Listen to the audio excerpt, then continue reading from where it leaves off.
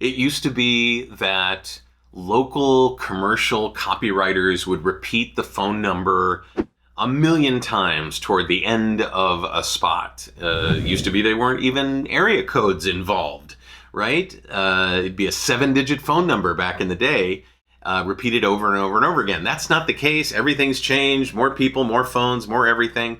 And it's also gone digital. And so we're doing an awful lot of URL narration. And I've got 4 things that I want to share with you on how to take a URL in copy and make it sing, make it effective. And we'll do that in this episode of the VOHeroes podcast.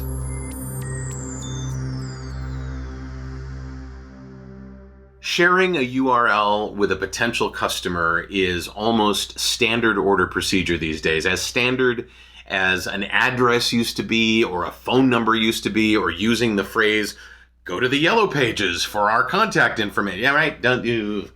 But in the world of digital access, in the world of getting things going in terms of bringing people to you over the web as opposed to over the phone, I've got some tips for you on how to make that even better. First of all, don't call it a URL. And if you need to work with your client who's writing the copy on this, call it a link.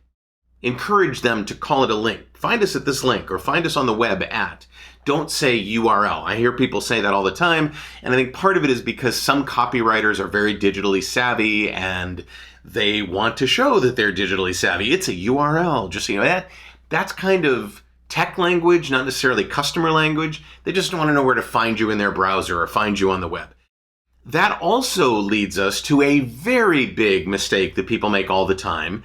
They'll say such and such and such and such, backslash, such and such. Okay, backslash is wrong. It's wrong.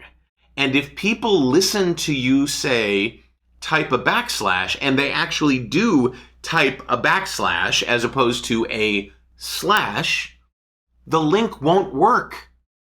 A backslash is an illegal character in a link, in a URL.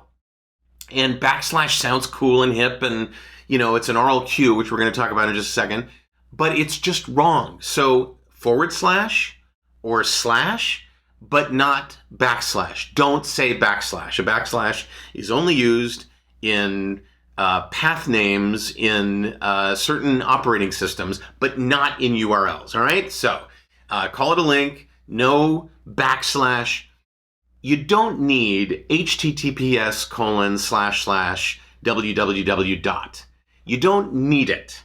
It takes up multiple seconds in the time that you're talking. If time is of the essence, if it's a timed spot, you don't want to waste that time.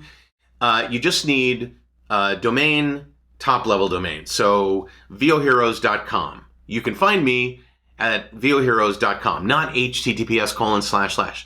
Now, www is 99% of the time not necessary, and if it is necessary, that's on the company that misconfigured their website. But what www does is, first of all, it gives you the opportunity to show off how good you say the letter W, right? www. But it's also an oral cue.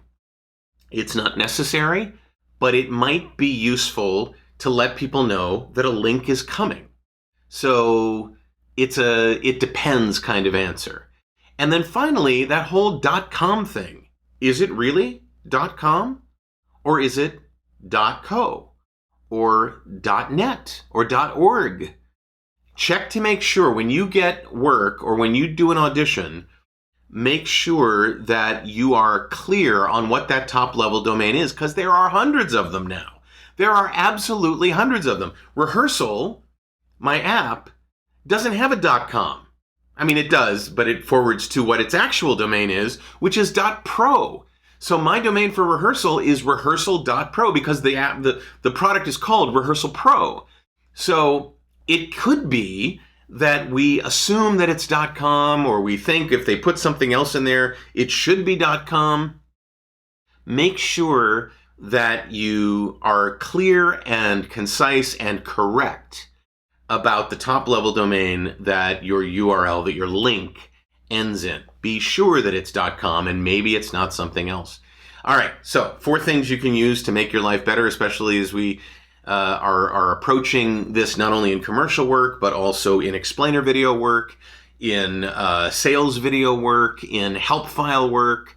There's a million different ways that links can pop up, and knowing and understanding some things that makes it easier for the listener to hear what you're saying and then act on your call of action is what I wanted to accomplish, and hopefully I did. Now, if you want to hit the like button because you just loved what I said, or if you want to subscribe to the channel, or if you want to click on the bell to get notified when we have new episodes on this, I would so appreciate all of that. I would tell all my friends about what a great person you are. I would. I'm David H. Lawrence the 17th, and I appreciate you both watching and listening. And I will see you in the next episode of the VOHeroes podcast.